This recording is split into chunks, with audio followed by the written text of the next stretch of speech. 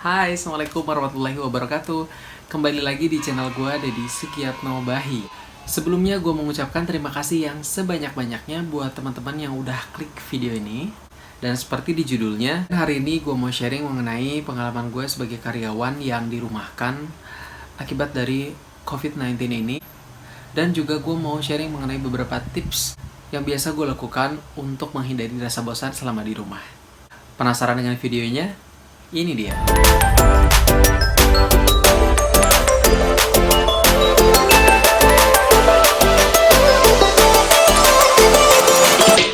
Tidak mudah untuk bisa sharing seperti ini di situasi yang cukup memberatkan kayak gini ya.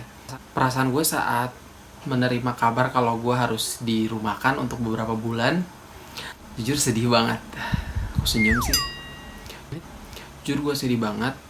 Gak nyangka, sedih udah pasti, kalut udah pasti, udah campur aduk gitu loh perasaannya. Ini sesuatu yang tidak gue inginkan dan tidak teman-teman inginkan juga, teman-teman kantor gue inginkan juga. Tapi ya ini terjadi gitu loh. Gue pribadi sebagai karyawan berusaha mencoba mengerti dengan kondisi yang memang sangat buruk ini. Tidak ada yang mau mengalami kondisi sulit seperti ini. Gue yakin termasuk perusahaan juga pasti berat banget gitu loh. Kalau gue terus-terusan marah ya gue akan membunuh diri gue sendiri ya. Gitu. Oke, ini adalah bulan ketiga gue di rumah dengan tidak bekerja di perusahaan di mana gue biasanya bekerja dan mencari nafkah. Memang cukup berat, tapi ya sudah gitu loh. Jadi memang bulan pertama itu fasenya itu kayak masih holiday. Biasanya gue beraktivitas terus akhirnya gue istirahat, ya gue anggapnya kayak gitu. Masuk ke bulan kedua, rasa bosan tuh udah mulai berkecamuk gitu di pikiran gue. Gue udah kayak bingung mau ngapain ya. Gue harus mau lakuin apa lagi ya gitu loh. Bangun tidur itu lagi. Percaya nggak percaya, lidah gue tuh udah kayak ngerasain rasa makanan yang akan gue beli. Jadi tuh iya. Udah enak banget sama makanan yang itu lagi karena memang yang ada ya di lingkungan tempat tinggal gue ya hanya itu gitu. Ya nasi padang atau sejenisnya lah ya yang di pinggir-pinggir jalan di dekat komplek. Dan juga gue udah mulai kepikiran gimana ya kalau gue terus-terusan kayak gini, finansial gue kayak gimana, sedangkan di sini gue tidak tinggal sendiri. Kebetulan gue tinggal sama adik gue harus ngebiayain adik gue juga untuk ya at least untuk makan lah, terus juga untuk tempat tinggal. Ya kayak khawatir gitu loh, udah ada muncul rasa khawatir. Terus bulan ketiga gue ngerasain dimana ada fase hopeless.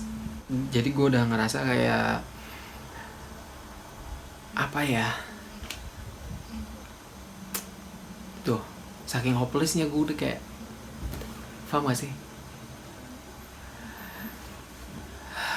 It's hard for me. Mungkin dari segi finansial juga udah semakin menipis.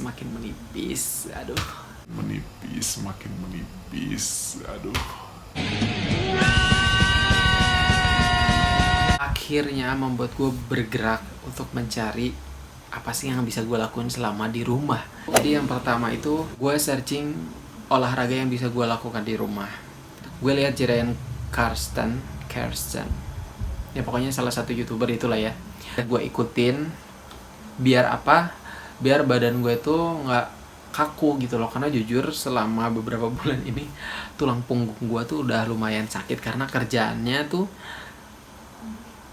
gak ada kerjaan, maksud gue ya nggak usah terlalu lama lah. Gue sendiri sih cuman kayak 15 menit gitu. Pengennya sih setiap hari, cuman ya namanya juga emang udah bakatnya pemalas ya. Terus setelah olahraga gue tuh lanjutin kayak belajar meditasi gitu. Jadi paling cuman 5 menit, paling lama 20 menit gitu. Dan yang gue rasain ya kayak lebih tenang, lebih calm gitu loh. Ya tetap aja pikiran-pikiran itu akan tetap muncul gitu, tapi bagaimana caranya biar kita nggak terlalu fokus sama hal itu gitu.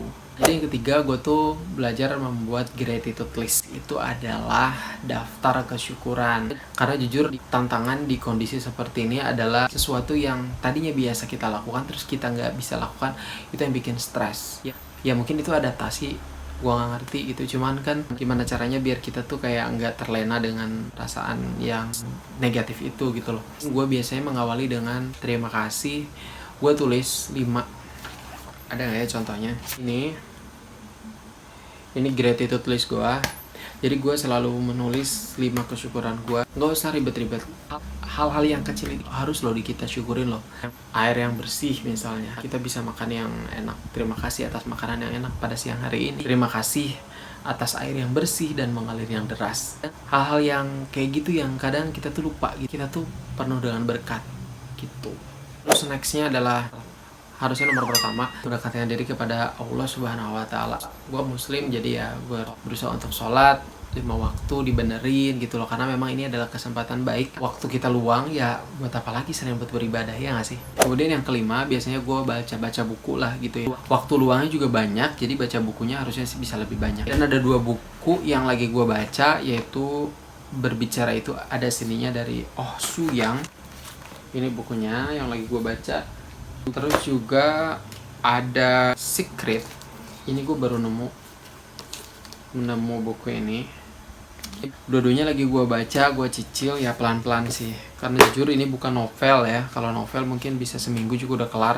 Kalau ini kan buku tentang pengembangan diri, jadi lumayan harus dicerna gitu loh. Ya nggak sih? Pokoknya gue nggak usah jelasin kenapa harus baca buku, karena buku itu adalah jendela dunia. Udah itu. Terus yang keenam nih ya. Karena tabungan semakin menipis, bahkan mungkin habis, akhirnya manusia ini mencari cara gimana caranya bisa bertahan hidup dan mencari penghasilan dari sumber yang lain. Jadi memang sebelum gua dirumahkan, gua udah kepikiran gitu loh untuk memulai sesuatu atau mencari tambahan penghasilan. Dan ternyata keinginan itu terwujud. Mungkin karena terdesak. Jadi yang pertama gua jualan kolor, ada Instagramnya namanya koloriang.id. Itu di situ gue jualin celana-celana santai, boxer santai buat cewek dan cowok, unique sex, all size, motifnya juga bagus-bagus, cakep-cakep. Kalian bisa pilih aja, cek aja di Instagramnya.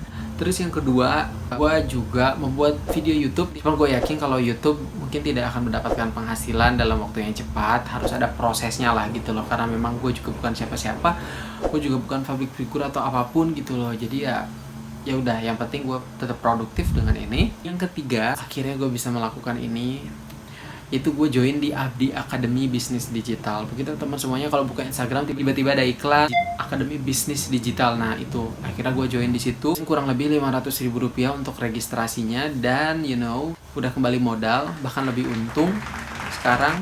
Buat teman-teman semua yang mungkin mau berencana mencari dana tambahan juga kayak gue nih, nanti gue taruh linknya di description box. Ya gitulah pokoknya, apapun yang bisa gue lakukan selama pandemi ini. Mungkin keluar atau apa ya, kalau gue lagi nyari makan aja gue bisa keluar gitu loh.